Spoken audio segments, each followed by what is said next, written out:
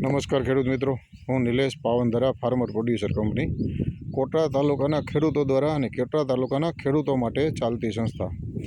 આજે હું કોટડા તાલુકાના ખેડૂત પાસે આવ્યો છું કે જે છેલ્લા 9 વર્ષથી પ્રાકૃતિક ખેતી કરે છે અને મારું ખેતર મારી દુકાન આ કન્સેપ્ટથી કામ કરે છે અને ખૂબ ખેતીમાં સારો નફો લે છે. કહેવાય છે એવું કે ખેતીમાં કંઈ વધતું નથી એટલે હવે આપણે આપણા છોકરાઓને ખેતી કરાવતા નથી. તો મળીએ. જો એમને પારા ઉપર મૂળા વાવેલા છે, 100% પ્રાકૃતિક છે અને વચ્ચે વાવેલી હતી મેથી. અને આજે આપણે ચડાઈ કરીને ખેડૂતને પાસે જ પહોંચી ગયા છીએ. જો અત્યારે એમનું કામ ચાલુ છે. તો આજે આ કન્સેપ્ટ માટે આપણે રૂબરૂ ખેડૂતની મુલાકાત કરી છે. નમસ્કાર મોહનભાઈ. નમસ્કાર. શું હાલે છે?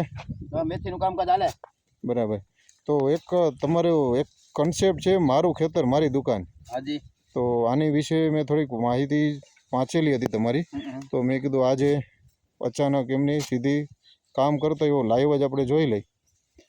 તો કહેવાય છે એવું ખેતી માટે તમારું તમારે પ્રાકૃતિક ખેતી છે, ઓર્ગેનિક કેમિકલ? હા. બરાબર. તો મારું ખેતર મારી દુકાન એટલે તમારો શું કન્સેપ્ટ છે? મારી દુકાન મારું ખેતર મારો માલ. બરાબર. એટલે કે મારું એક કહેવાની છે કે ખેડૂતોને અટાણે પોતાનો માલ વેચવામાં શરમ છે. દાખલા તરીકે કોકની ચોરી કરતા હોય તો શરમ આવી જોઈએ, કોકને કંઈ નુકસાની કરતા હોય તો શરમ આવી જોઈએ, કોકને છેતરતા હોય તો આવી જોઈએ. પણ અત્યારે આપણે ઝેરી વસ્તુ વાપરી, ઝેરી એટલે કે અટાણે કંપની અબજો રૂપિયાનું દવા વેચે છે. એ વેચે છે આપણે ખરીદી છીએ ત્યારે જ, અને આપણે ખેડૂતો જ એ બધી વસ્તુ વાપરી છે. અને અત્યારે અંકલેશ્વર, અમદાવાદ અને રાજકોટ અહીંયા તો કંપનીના તો રાફડા ફાટ્યા છે.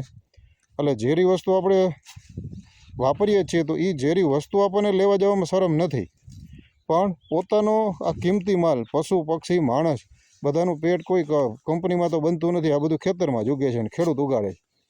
તો ખેડૂત ઉગાડે છે એ કોકનું પેટ ભરે છે, પણ છતાંય પોતાનો માલ વેચવામાં એને શરમ છે. તો આ બાબતે તમારું શું કહેવાનું છે ને તમે આ કન્સેપ્ટ ઉપર કઈ રીતે કામ કરો છો?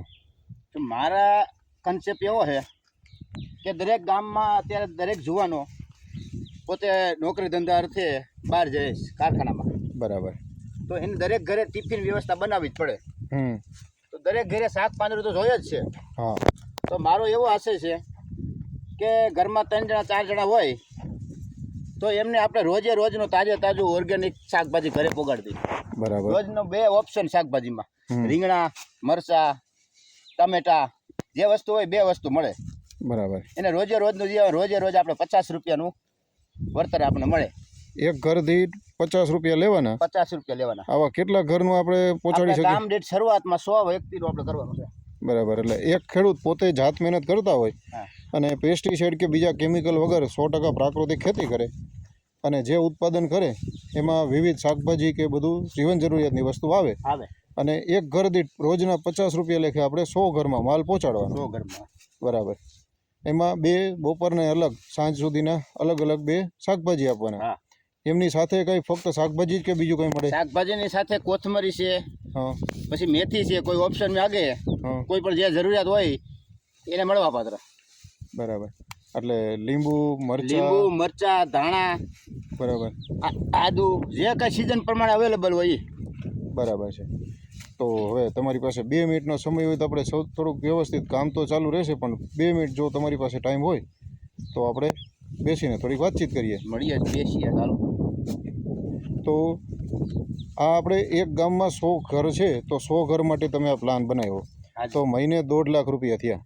તો વર્ષની આવક કેટલી થઈ તમે આપણે સમજી શકીએ છીએ. અત્યારે આપણે ખેડૂતો 10 વીઘા કે 15 વીઘા જમીન હોય તો આપણે કેટલો ખર્ચ કરીએ છીએ અને હકીકતમાં આપણને શું નફો મળે છે. તો એની સામે આપણે જો આ રીતનો કન્સેપ્ટથી કામ કરતા હોય તો હિસાબ કરો કે આપણે કેટલું નફો રડી શકીએ. તો તમે અત્યારે જે મેથી વાવી છે તો એની પદ્ધતિ શું છે? એની પદ્ધતિ એવી છે કે અત્યારે જેટલા માગે એટલા તો દઈ છીએ, બાકી માર્કેટમાં પોગાડવાની વસ્તુ. બરાબર.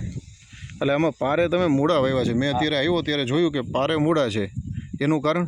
એનું કારણ છે કે પારા અમથા કાંઈ વસ્તુ ન વાવો તો પારા એમને પડ્યા છીએ. બરાબર. પાળાનો આપણે સદુપયોગ કરી જમીનનો હમ. તો પાળાની અંદર મૂળા વાવી દઈ હમ. ખાલી 10 ગ્રામ બિયારણ એક પાળા દીઠ નાખવાનું બરાબર છે છે. એ 10 રૂપિયાનું જ થાય. હા હા. તો એ પાળો આપણે જ્યારે આ મેથી આગળ લેતો જાય અને મૂળા પાછળ તૈયાર થતા જાય અને એ મૂળાની નંગની ગણતરી કરો તો 1 રૂપિયાથી 2 રૂપિયા સુધીની કિંમત ગણો તો આમાં 500 નંગ નીકળે. બરાબર. એટલે આ જે કન્સેપ્ટ તમે કીધું છે કે મારું ખેતર મારી દુકાન, એ મુજબ જો કામ કરીએ તો આપણે ઘર દીઠ આપણે આ કરી શકીએ છીએ. પણ અત્યારે તમે હાલ જે અત્યારે ખેતી કરી છે એ પ્રમાણે તમારે એમાં મૂળા અને મેથીનું થાય છે. તો અત્યારે સરેરાશ જે ખેડૂત ખેતી કરે છે તો વીઘે 25-30 હજાર 35 હજારનું ઉત્પાદન લેતા હોય છે. તો તમારે અત્યાર સુધીમાં વીઘા દીઠ કેટલા રૂપિયાનું ઉત્પાદન થયું છે? મારે હે ને 70 થી 80 હજાર રૂપિયાનું ઉત્પાદન મળી શકે વીઘે એક સિઝનમાં. અને ખર્ચો કેટલો? ખર્ચો તો સામાન્ય ઓર્ગેનિકમાં કોઈ ખર્ચો થતો નથી. બરાબર. બધી વસ્તુ હું પોતે બનાવું છું. દવાઈ જાત મહેનત જ છે બધી. બરાબર. બિયારણનો જ ખર્ચો લાગે, ખાલી બિયારણનો જ ખર્ચો લાગે. તો હવે તમે જે વાત કરી છે એક ગામની છે, પણ સાહેબ અત્યારે રાજકોટમાં અત્યારે જોવા જઈએ ને તો 5 માળથી લઈ અને 22-25 માળ સુધીના ટાવર અત્યારે ઊભા છે અને પુષ્કળ ફ્લેટ બને છે.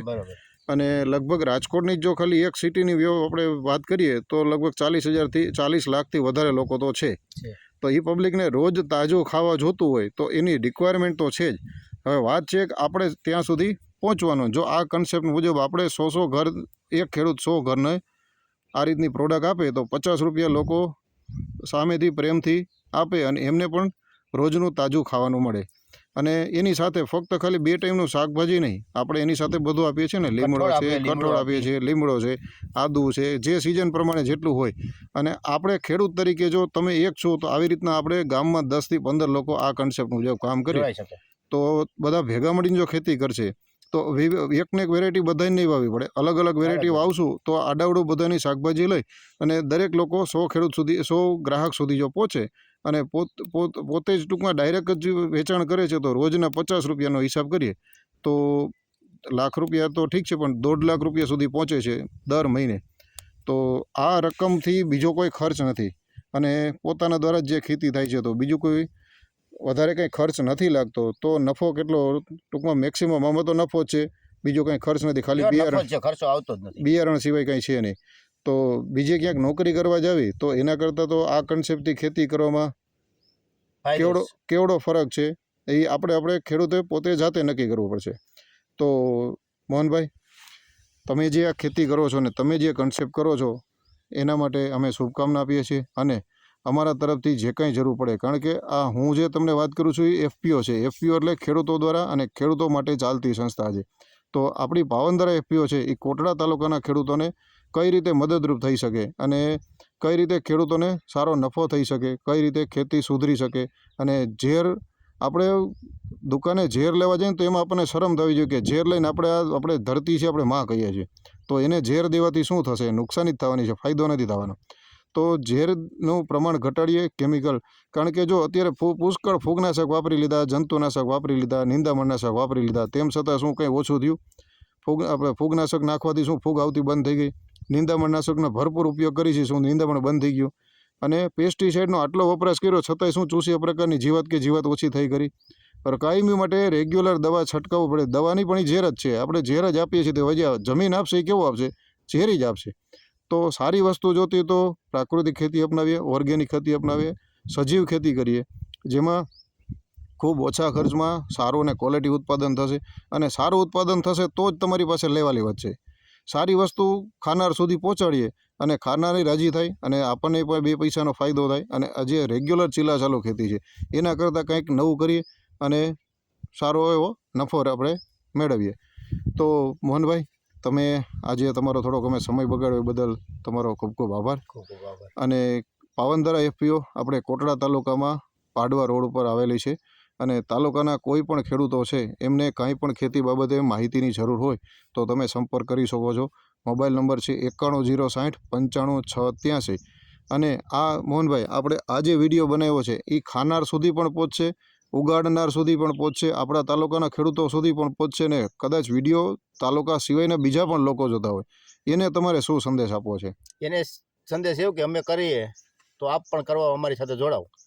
લાઈવ એને કદાચ કંઈ માહિતી અધૂરી હોય અને લાઈવ પ્રેક્ટિકલ કદાચ એને ખેતર ઉપર આવવું હોય તો મળી શકે. બરાબર, તો તમે એમને મદદરૂપ થવા મદદરૂપ થાય છે. બરાબર, તો ખેડૂતો આપણે બધા સંગઠિત થઈએ અને ઝેરી ખેતીને છોડી અને સજીવ ખેતી ઉપર આવીએ અને સારા એવા કન્સેપ્ટ ઉપર આવીએ અને ખાનારને સારું જોઈએ છે પણ એને માધ્યમ બનવાનું છે. આપણે જ ઉગાડી અને આપણે જ પહોંચાડીએ તો એનો ફાયદો આપણને જ થશે. આપણે બીજા માર્કેટ યાર્ડમાં શા માટે વેચવા જાવ?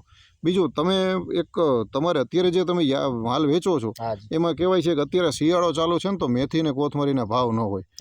તો ભાવ તો હંમેશા મારું કહેવાની છે કે ક્વોલિટી ઉપર હોય. તો જો સારી ક્વોલિટી હશે તો સારા ભાવ મળશે જ અને નબળી ક્વોલિટી હશે તો નબળા ભાવ મળશે જ. તો તમને અત્યારે જે માર્કેટમાં તમે આ તો કારણ કે બહુ વધારે વાવેતર છે, તો તમે જો વેચવા જતો હોય તો તમને અત્યારે ડેઈલીના કેટલા રૂપિયા આવે છે અથવા તો શું ભાવ મળે છે? આ તાજું છે, 31 તારીખનું બિલ છે, એટલે 2 દિવસના બિલ નથી મળ્યા. બરાબર, આ મેથી અને મૂળા બંને આ વિઘાયકની આજુબાજુમાં વાવેતર છે અને મેથી અને મૂળા બંને અત્યારે આવે છે. આજ એક દિવસનું 2960 રૂપિયાની આવક છે. તો આમાં મેથી આપણે કેટલા પૂડા રાખેલી? મેથી પૂડા 500 પૂડા છે. અમારા 2 વ્યક્તિનું જ કામ છે આ. બરાબર, અને મૂળા છે 7 નંગ, એટલે 7 બાંધા કહેવાય ને, 40 નો એક બાંધો. બરાબર, એટલે મૂળાની કિંમત અને મેથીની કિંમત, મેથીને એક ભારીની અંદર 50 પૂરા હોય અને એક ભારીના 290 રૂપિયા હાલમાં બિલમાં દર્શાવે. એ આપણે બધાને બતાવી. ખેડૂત કહે છે ભાવ મળતો નથી. આ બિલમાં જો ભાવ શું નથી મળતો, તમારી ક્વોલિટી બનાવો, ભાવ આપો વધી જાય. બરાબર, તો અત્યારે તમને એવરેજ મેથીનો એક પુડિયો કેટલાનો ગયો? મારે 6 રૂપિયામાં 20 પૈસા ઓછા, એટલે 5.80 માર્કેટમાં વેચાણું. વેચાણું. હવે માર્કેટમાંથી વેચાય છે ને જો સીધા ખાનાર સુધી પહોંચાડીએ તો હજી પણ કદાચ એ ભાવ વધી શકે, કારણ કે ખાનારને તો આ ભાવ સુધી મળવાનો નથી. મળવાનો. બરાબર, તો જેવી ક્વોલિટી બનાવશું એવા ભાવ મળશે. નબળી ક્વોલિટી છે તો નબળા મળશે. અને ખર્ચો તો બધાય કરે છે, પણ પ્રાકૃતિક કે સજીવ ખેતીમાં એક તો ખર્ચય નથી, ઉત્પાદન તમારી નજર સામે છે. આપણે બતાવ્યું કે મૂળાનું પણ એવું ખૂબ સારું અને મેથી પણ અત્યારે ખૂબ સારી છે અને પૂરા ભાવ પણ મળે છે. એટલે જેવી ક્વોલિટી હશે એ પ્રમાણે ભાવ મળશે ને ક્વોલિટી માટે કેમિકલની કોઈ જરૂરિયાત નથી. જો થોડુંક યોગ્ય માર્ગદર્શન લઈ અને તમે વ્યવસ્થિત ખેતી કરશો તો ખર્ચ નજીવો થાય છે. થોડીક મહેનત છે અને એની સામે આપણે જો આ કન્સેપ્ટથી ખેતી કરીએ તો ખેડૂતને પણ માલ વેચવા નહીં જવો પડે અને ફક્ત રોજના જે ફિક્સ ગ્રાહક થઈ જાય છે. કારણ કે આમાં ગ્રાહક વધશે. 100 સુધી આપણે એક વખત ચાલુ કર્યું ને તો 100 ખેડૂતથી 100 ગ્રાહકથી વધારે તો પબ્લિક આપણી પાસે વધતી જશે. એટલે તો હવે કદાચ 100ને બદલે જો જે વધારે થાય તો પછી હવે હિસાબ કરો કે આપણે કઈ જગ્યાએ પહોંચી શકીએ. તો બસ આવા નવા સફળ ખેડૂતોની મુલાકાત લઈ અને ખેડૂતને કઈ રીતે ફાયદો થાય અને સામે જે ગ્રાહક છે, વાપરનાર ખાનાર વર્ગ છે, એને પણ સારું કઈ રીતે મળે, એ આપણો FPOનો ઉદ્દેશ છે અને એના માટે જ કેન્દ્ર સરકારે FPOની યોજના બનાવેલી છે. તો આપણે ખેડૂત અને ખાનાર બંને વચ્ચેનું માધ્યમ બની અને સારી ખેતી કરી ખેડૂતોને પણ સારો ફાયદો થાય અને ખાનારને પણ સારું અને ક્વોલિટીવાળું વ્યાજબી ભાવથી મળે એવા પ્રયત્ન માટે અમે મહેનત કરીએ છીએ.